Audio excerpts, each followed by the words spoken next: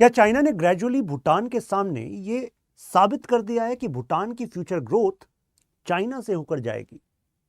और आप सबको पता है कि रिलेशंस का एक बेसिक सा रूल है, अगर आप दूसरे के लिए जरूरी हैं, बन गए हैं, तो नेग्लेक्ट तो नहीं किया जा सकता।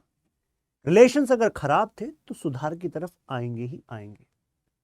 भूटान साउथ एशिया का अकेला ऐसा देश है जिसके चाइना के साथ ऑफिशियल डिप्लोमेटिक रिलेशंस नहीं है। लेकिन पिछले अक्टूबर में जो हुआ, मतलब अभी जो समय गया है, लग रहा है कि बहुत कुछ बदलने वाला है। भूटान और चाइना के बीच में 25वां राउंड हुआ है अपने बॉर्डर डिस्प्यूट्स को रिजॉल्व करने का। इस वीडियो में इस स्टोरी की शुरुआत से और अभी तक क्या स्टेप्स लिए गए हैं, क्या चल रहा है, इंडिया के क्या कंसर्न है और क्या हमारे सामने रास्ता है, इसको डिस्कस हम करने वाले हैं। तो मुद्दा है क्या? मुद्दा यह है कि चाइना की एक थ्योरी है कि जो तिब्बत है ना, वो पाम की तरह है और फिर उस पाम की कुछ 5 फिंगर्स हैं। जैसे ही चाइना में ये चाइनीज कम्युनिस्ट पार्टी की सरकार आई थी, माओ जेडोंग ने इसी आइडिया के आधार पर चाइना को एक्सपेंड करने की बात कही थी। भूटान ट्रेडिशनली इंडिया के साथ खड़ा रहता है, geopolitically aligned with India, considering 1950 में तिब्बत के साथ जो हुआ, और तिब्बत का जो साइज है वो जरा आप यहां से देख लीजिए। अगर तिब्बत को कब्जा चुका चाइना, तो मुझे बताइए भूटान का क्या होगा भाई?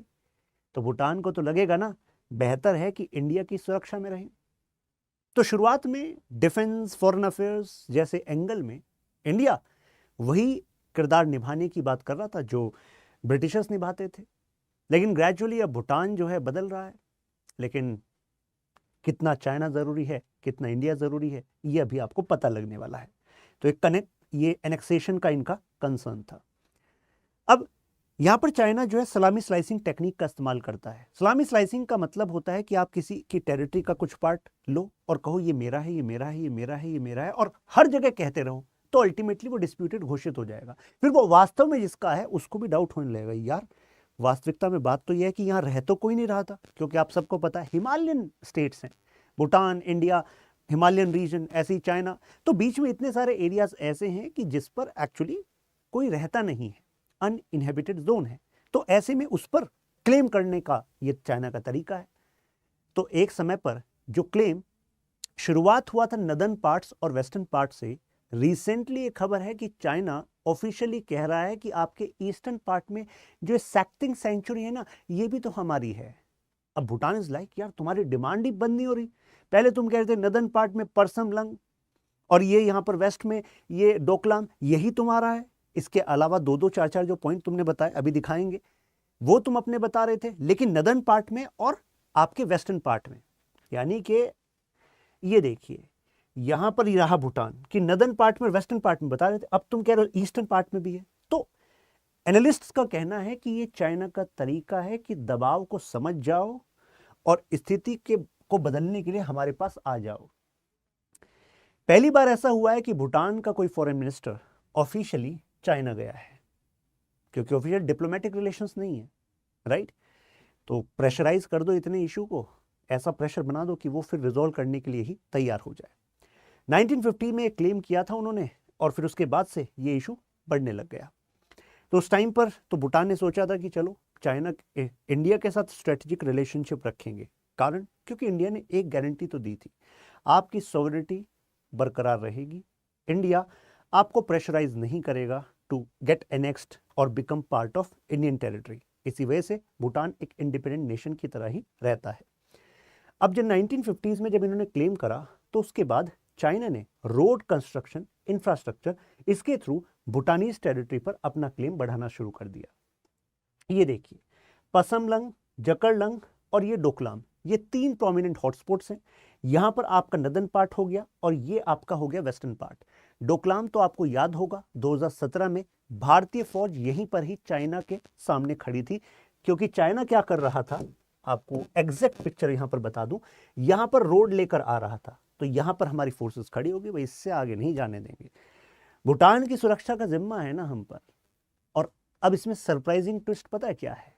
भूटान की फोर्सेस ने ही सबसे पहले आइडेंटिफाई किया था कि चाइना की फोर्सेस यहां पर आ रही हैं, रॉयल भूटानीज आर्मी। लेकिन जब स्टैंड ऑफ हुआ तो केवल भारत की फोर्सेस वहां खड़ी थी, भूटान की फोर्सेस हमारे साथ नहीं खड़ी थी। आप कहेंगे ये क्या भाई, व्हाई दिस कोलावेरिटी? आइडेंटिफाई आपने किया, आपकी टेरिटरी, इंडिया बचाने जा रहा है। हालांकि हमारे स्ट्रेटेजिक इंटरेस्ट है, क्योंकि इस एरिया में अगर चाइना काबिज हो गया तो यहां सिलीगुड़ी कॉरिडोर तक उसकी जो पहुंच है वो बढ़ जाएगी। लेकिन आपको तो हमारे साथ खड़ा होना था भाई, आपने ही तो आइडेंटिफाई किया था चाइनीज यहां आ गए हैं, आप ही गायब हो गए। तो वो अंडरस्टैंडिंग थी, रॉयल भूटानीज आर्मी ने कहा इंडिया आप खड़ा होना, हम निकल रहे हैं। ऐसा क्यों? क्योंकि भूटान यहां पर चाइना के साथ एक स्ट्रेटेजिक साइलेंस की स्ट्रेटेजी का इस्तेमाल करता आया है। मतलब क्या है, भूटान ने देखा है तिब्बत का क्या हुआ और ताइवान का क्या हो सकता है। तो भूटान को पता है कि चाइना और भूटान की जो पावर है उसमें डिफरेंस बहुत ज्यादा है।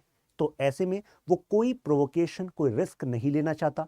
उसको लग रहा था कि स्टैंड ऑफ में अगर भारतीय फौज वहां पर खड़ी है और ये चाइनीज फौज वहां पर खड़ी है, आमने सामने हो गए हैं, और बाई चांस अगर वॉर हो जाए, कॉन्फ्लिक्ट एस्केलेट हो जाए, तो नाम तो भाई भूटान का भी आएगा कि भूटान, अच्छा तुम्हारी फोर्सेस वहां पर खड़ी थी। तो ऐसे में फिर जो चाइना है ना, ज्यादा समय नहीं लगेगा भूटान को अपने अंडर करने के लिए। हालांकि ये इसी पार्ट में, जो वेस्टर्न पार्ट हम कहते हैं, तो यहां पर इंडिया अलग से इनकी मिलिट्री को ट्रेनिंग दे रहा है, जिसके लिए करीब कहा जाता है 2300 के आसपास भारतीय फौज के जवान यहां पर तैनात हैं, यहां पर इनको ट्रेनिंग दे रहे हैं। हमने कहा कि देखो भाई, हमारा कोई वहां पर बेस तो नहीं बना हुआ, हम तो केवल बचाने आए थे, और मेनली तो हम यहाँ पर अपने सिक्किम वाले एरिया में खड़े हैं। आपको स्ट्रेटेजिक जरा एंगल बता दूं कि इंडिया का इंटरेस्ट कैसे यहाँ पर सेफगार्ड होता है।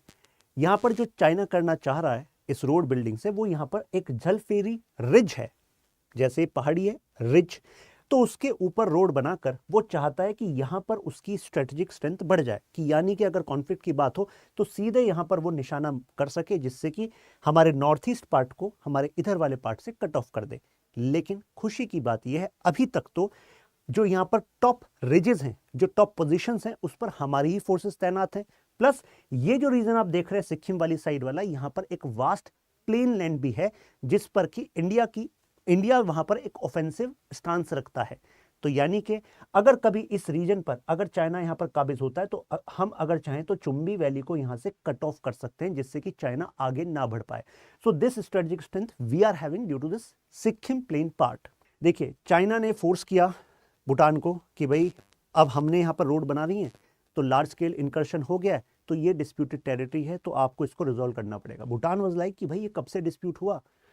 चाइना इज लाइक कि देखो तिब्बत हमारा था, तो तिब्बत में जो बैठी सरकार थी उसके साथ भूटान ने ऑलरेडी एग्रीमेंट कर लिया था, क्योंकि तिब्बत 36 सालों तक आजाद काम कर रहा था। उससे पहले उसके संबंध किंग डायनेस्टी के साथ थे, लेकिन फिर आजाद भी तो काम किया, क्योंकि जब वहां पर रेबेलियन हो गया था और जो किंग डायनेस्टी उसका डिक्लाइन हो गया था, तो तिब्बत वाज लाइक भाई किंग डायनेस्टी का डिक्लाइन हो गया, हम आजाद हैं, और अब तुम्हारा क्या लेना देना, हमने भूटान के साथ बॉर्डर सेटल कर लिए। तो उस बॉर्डर सेटलमेंट को चाइना प्रेजेंटली मानता ही नहीं, कहता यार वो तिब्बत आजाद कहां था, हम हैं चाइना। तो अल्टीमेटली फिर इन्होंने एस्केलेट करते हुए 1984 में finally they actually started this back channel diplomacy. Bhutan को लगा कि चलो यार, ऑफिशियल रिलेशंस तो स्टेब्लिश कर नहीं सकते, राइट, क्योंकि भाई इंडिया के साथ खड़े हैं, इंडिया के साथ स्ट्रेटेजिक बैठे अपनी, और क्योंकि ये एस्केलेट करता रहेगा कुछ ना कुछ इशू को, तो फाइनली हम क्या करेंगे, इसको कट ऑफ रखेंगे एक तरीके से। भूटान जो है अपने ट्रेड के लिए इंडिया पर ही डिपेंडेंट है। भूटान का जो टोटल एक्सपोर्ट होता है उसका 70% जो है भारत ही खरीदारी करता है। भूटान की इकोनॉमी आज नेट इलेक्ट्रिसिटी के एक्सपोर्टर बन पाई, इसमें भारत सरकार का बहुत बड़ा योगदान है। 1960s में जब भूटान ने अपने 5 ईयर प्लान स्टार्ट किए, तो हमने अपने 5 ईयर प्लान से डेडिकेटेड ग्रांट्स भूटान को दिए। आज भूटान के जो हाइड्रो पावर प्रोजेक्ट्स हैं वो तो एक्सपोर्ट कर ही रहे हैं, अपनी इकोनॉमी को, ग्रोथ को बढ़ाने के लिए काम कर रहे हैं। तो इंडिया का तो कंट्रीब्यूशन है ना। लेकिन आप सोच रहे होंगे सर चाइना का क्या है, चाइना का कुछ ट्रेड बढ़ तो नहीं रहा होगा, यानी कि बस अक्टूबर में मीटिंग हो गई है और इस वजह से थोड़ा हम चिंता में हैं कि कहीं ये बॉर्डर में लैंड स्वैप ना कर लें। ये डोकलाम जो है ये ऑफर में देना बैठे भूटान उनको कि चलो भाई ये हमने दे दिया, वो हम ले लेंगे, ऐसा ना हो जाए। आपको अगर ऐसा लग रहा है कि ये बस रिसेंट की बात है, रिसेंट की बात नहीं है। मैंने क्या कहा था शुरुआत में, रिलेशन को मजबूत करने का तरीका है कि ग्रेजुअली आप जरूरी बन जाएं दूसरे के लिए। यहां ये जरूरी बन गए हैं। क्यों? 2020 का जो ऑफिशियल डेटा है वो कहता है 2 बिलियन इंडियन रुपीस, और उसी के इक्विवेलेंट चल रहा है भूटानीज करेंसी, उसमें 2 बिलियन का यहां पर व्यापार चल रहा था।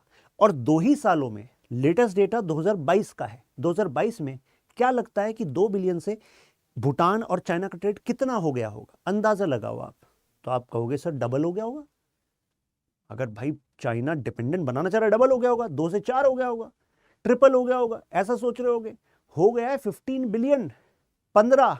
तो अगर 2 साल में मैजिक चाइना कर रहा है भूटान के साथ मिलके, 2 बिलियन से 15 2 सालों में, तो यानी कि all is not good for India.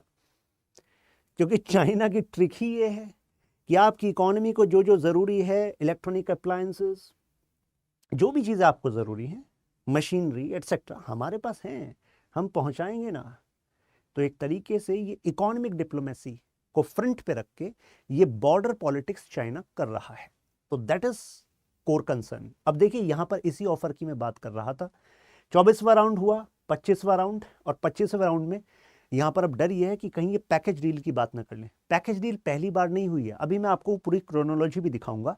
Package deal का यहां पर मतलब क्या है। चाइना कह रहा है कि जो 495 स्क्वायर किलोमीटर का एरिया है नदर्न क्लेम में, नदर्न यानी कि नदर्न पार्ट में ये भूटान है, तो यहां पर है 495 स्क्वायर किलोमीटर जो चाइना क्लेम कर रहा है। चाइना कह रहा है मतलब हम इतने अच्छे हैं ना, इतने अच्छे हैं कि ये वाला एरिया ना तुम्हें दे देंगे। सोचो भूटान, मतलब ये एरिया 495 किलोमीटर है तो हमारा, डिस्प्यूटेड है, रिजॉल्व करना है, तो लेकिन हम ये तुम्हें दे देंगे।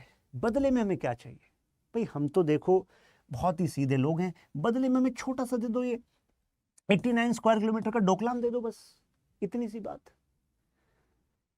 आपको क्या लग रहा है ये डोकलाम ही क्यों चाहिए इसको? ये इतना बड़ा एरिया क्यों छोड़ रहा है यहां पर? डोकलाम चाहिए क्योंकि वो हमारी सिलीगुड़ी कॉरिडोर को टारगेट करना चाहता है, स्ट्रेटेजिकली अपने आप को बेटर पोजीशन पे रखना चाहता है कि इंडिया को नेगोशिएशन में डाउन कर सके फ्यूचर में जब भी कॉन्फ्लिक्ट की बात हो। That is the package deal. अब जैसी ही पैकेज डील मिली भूटान को, चाइना ने दी, भूटान देख रहा है इंडिया की तरफ को। इंडिया को पता लग गया ना तो गड़बड़ हो जाएगी। तो इस वजह से उस टाइम पर भूटान का जो कहना था, भूटान का कहना था चाइना को कि देखो ये जो डिस्प्यूट की बात कर रहे हो ना तुम, this is not just bilateral, this is trilateral, यानी कि इसमें इंडिया का भी होना जरूरी है, क्योंकि इंडिया के सिक्योरिटी कंसर्न के खिलाफ जो है ये भूटान नहीं जा सकता। 2007 की जो ट्रीटी है उसमें भी स्पेसिफाई है कि हम दोनों एक दूसरे के इंटरेस्ट के खिलाफ नहीं काम करेंगे, और ये तो हमारा भाई प्राइमरी सिक्योरिटी इंटरेस्ट है। सिलीगुड़ी का डिलेमा, ये चिकन नेक कॉरिडोर का डिलेमा, तो we can not actually have this hostage of China. तो ये भूटान कर रहा था। तो आप कहेंगे फिर तो सर कोई टेंशन ही नहीं है अगर भूटान इतना सोच रहा है। बात ये अब नहीं सोच रहा है, आगे की कहानी तो सुनिए बाप। 10th राउंड ऑफ टॉक हुई थी 1995 में। तो यहां पर ऐसा लग रहा था कि भूटान जो है विलिंग है, चाइना को ये डील दे देगा कि ठीक है यार डोकलाम तुम लो, फिर उसके बाद मान जाओगे ना, और तो नहीं चाहिए। चाइना कह रहा है और क्या चाहिए, मुझे तो वैसे भी नहीं चाहिए, ये तो पहले पुराना डिस्प्यूट है, हम तो रिजॉल्व करना चाहते हैं। देखो क्योंकि डिस्प्यूट रहेगा आगे प्रोबेबिलिटी ऑफ वॉर रहेगी, हम चाहते ही नहीं है सब। तो भूटान बस एक्चुअली जब ये हुआ 1995 हुआ, तो भूटान पता है क्या कह रहा है? भूटान कह रहा है कि अच्छा ऐसा है कि ये जो होगा ना पैकेज डील को जो हम मान लेंगे, जब स्वैप हो जाएगा लैंड, तो this is going to bring peace in this area. India ने कहा क्या बात कर रहे हो तुम, पीस इन दिस एरिया, मजाक चल रहा है यहाँ पर, पीस इन दिस एरिया। तो ऐसे में इंडिया ने प्रेशराइज किया फिर। तो 11th राउंड के लिए जब ये भूटान और चाइना मिले, तो भूटान ने कहा देखो जी पहले मैंने अपनी मंशा दिखाई थी, बट अब मूड बदल गया है, अब नहीं मान रहे। तो अल्टीमेटली ऑफिशियली तो नहीं कहा, इंडिया ने प्रेशराइज किया, बट भूटान ने कहा no we are not accepting it, further negotiation होंगी।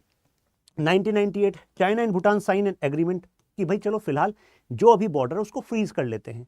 तो कायदे में 1998 में अगर बॉर्डर फ्रीज का एग्रीमेंट साइन हो गया था, तो चाइना को अभी जो है जो नए सेटलमेंट्स बनाए हैं, जिनको मैं अभी आपको दिखाऊंगा मैप में, फोटोज भी हैं, वो नहीं करने चाहिए थे। तो चाइना इसी को साइडलाइन कर रहा है, बताओ, जो पहला सेटलमेंट था। तो ये तो भूटान को सोचना चाहिए कि भाई जो अपना पुराना एग्रीमेंट है उसी को नहीं मान रहा चाइना। तो अब इन्होंने क्या करा है, जो लेटेस्ट बात है अभी जो है अक्टूबर में हुआ, इन्होंने कहा ऐसा करते हैं एक ज्वाइंट टेक्निकल टीम बनाते हैं।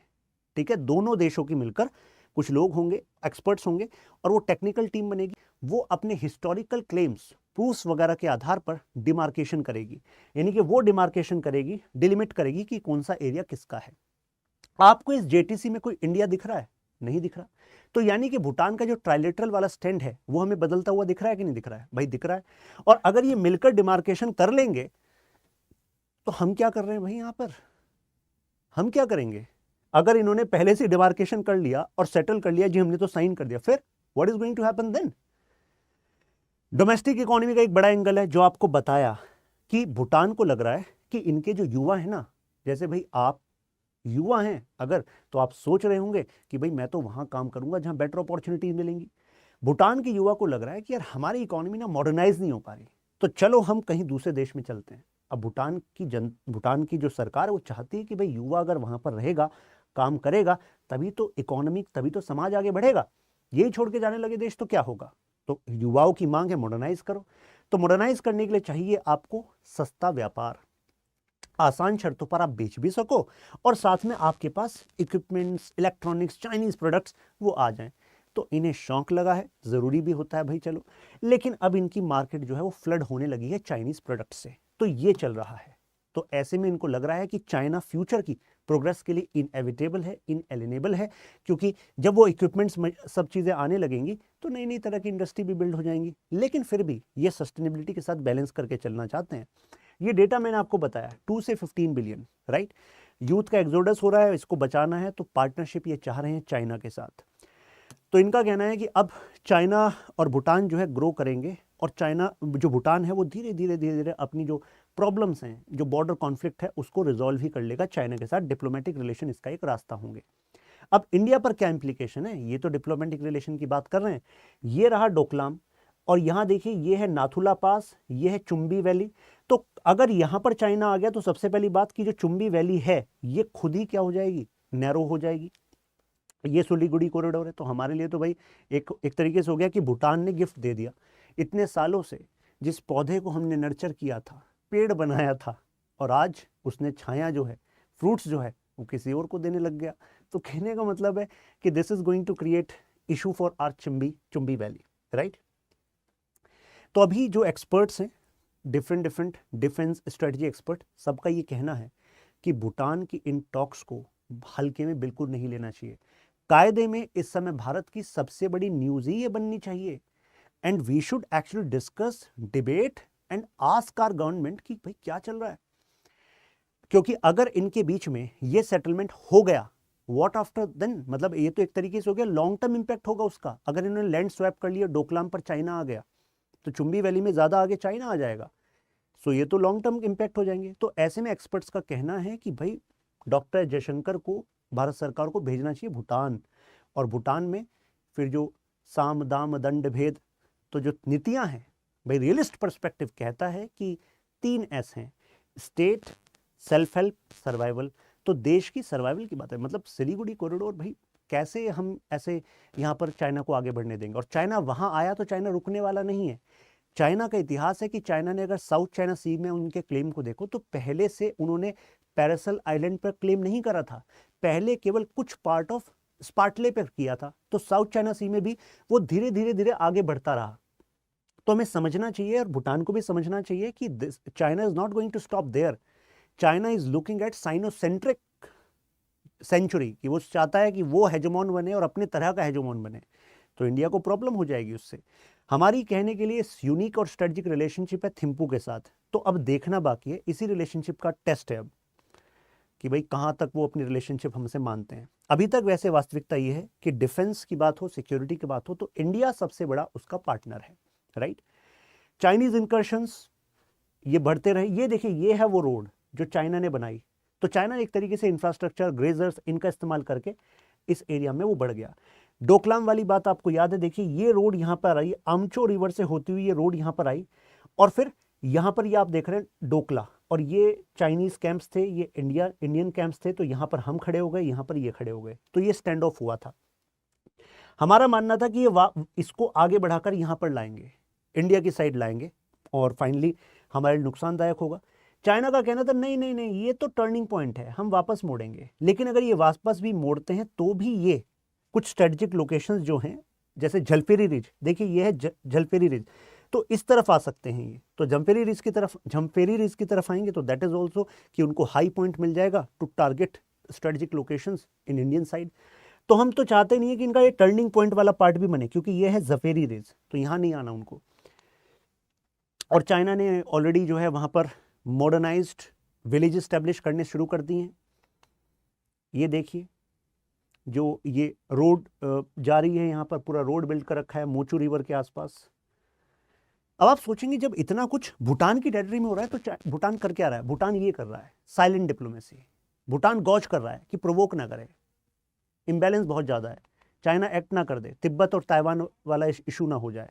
तो भूटानीज डिप्लोमेसी हमेशा ऐसा ही कर रही है कि वो इंडिया का सहारा ले रही है अपने आप को सेफगार्ड करने के लिए। और हमें तो ज़रूरी है ही भाई, हमारा तो कुछ नहीं जा रहा उसमें, क्योंकि बस हम ये चाहते हैं कि Bhutan should stand with India. 72 का स्टैंड ऑफ हुआ, मैंने आपको बताया रॉयल भूटानीज आर्मी वो हमारे साथ नहीं खड़ी थी उस टाइम पर, वो कह रही थी इंडिया खड़ा है। अब ये जो स्ट्रेटेजिक साइलेंस है इस पर इनका कहना क्या है, जरा देखिए भूटानीज एम्बेसडर क्या कह रहे हैं। उनका कहना है कि कोई चाइनीज विलेजेस है ही नहीं, सैटेलाइट इमेजेस हैं, प्रॉपर इमेजेस हैं, लेकिन इनका कहना नहीं है। इन्हीं के कई जर्नलिस्ट की जो कुछ रिपोर्ट्स हैं वो लीक हुई हैं, जो इनके देश में ना पब्लिश होकर बाहर हुई, और उन्होंने कहा कि हमने इंटरेक्ट भी किया उन लोगों से जिनके एरिया को चाइना ने कब्जा लिया। कुछ बॉर्डर एरियाज में जब वो जाते थे उस एरिया में ग्रेजिंग के लिए, पेट्रोलिंग के लिए, ट्रेड के लिए, तो दे हैव दीज क्लेम्स। अब इंडिया को वरी होना चाहिए क्या? देखिए सीधी सी बात है, वैसे तो ये कहते थे ट्राइलेटरल मैटर है, तो आज हमें उसी पॉइंट का इस्तेमाल करना चाहिए। भूटान से कहना चाहिए कि इंडिया के सिक्योरिटी कंसर्न इस एरिया में है, तो यहाँ तो लैंड स्वैप हुआ तो that is going to create problem for you and we both. तो यहाँ पर स्लाइटली ट्रिकी है कि हम किस तरीके से बैलेंस करके चलें। तो इसमें एक बात ये सामने आ रही है कि जो एक्स्ट्रा ऑर्डिनरी सर्कमस्टांसेस होते हैं वो एक्स्ट्रा ऑर्डिनरी सिचुएशंस में, मतलब बेसिकली वी नीड ऐसे सॉल्यूशन जो आउट ऑफ द बॉक्स हों, जो शायद चाइना भी एक्सपेक्ट ना कर रहा हो। लाइक भाई अगर आप उनके साथ ऐसा डील कर रहे हो तो कुछ मिलिट्री बेसिस, इंडिया को कुछ टेरिटरी, कुछ शेयरिंग, कुछ ऐसा यू कैन डू।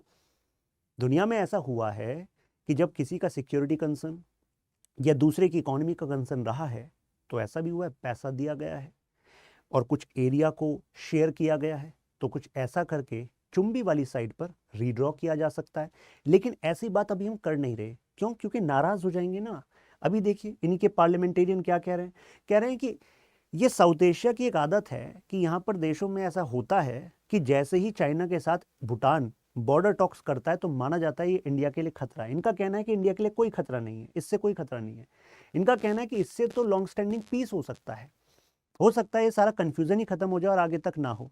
तो इनको फिर हम यही बताने की कोशिश कर रहे हैं कि देखो हमने अपने कंसर्न है वो तो बता ही दिए, अब कुछ फैक्ट्स देख लो कि इंडिया तुम्हारे लिए ज़रूरी है क्यों।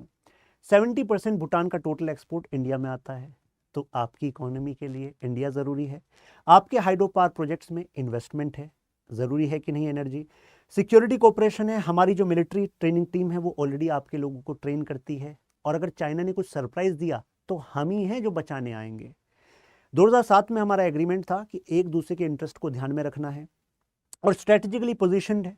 जो मैंने आपको बताया ना कि यहाँ पर जो रिजेस हैं, यहाँ पर जो पोजीशंस हैं उसमें हम स्ट्रेटेजिकली पोस्टेड हैं, हम अपने आप को सिक्योर कर रहे हैं। और जो प्लेन एरिया है सिक्किम वाली साइड से उससे हम कट ऑफ भी कर सकते हैं अगर चाइना आगे बढ़ा तो कंक्लूजन के तौर पर हम ये कह सकते हैं कि ऐसे में इंडिया को प्रोएक्टिव डिप्लोमेसी की ज़रूरत है, जिससे कि यहाँ पर कोई डिल्यूजन, कोई कन्फ्यूज़न ना रहे। क्योंकि एक कन्फ्यूज़न में अगर उनकी जेटीसी ने फैसला किया और इन्होंने साइन कर दिया तो it can have long term implication for India and you can say for south Asia.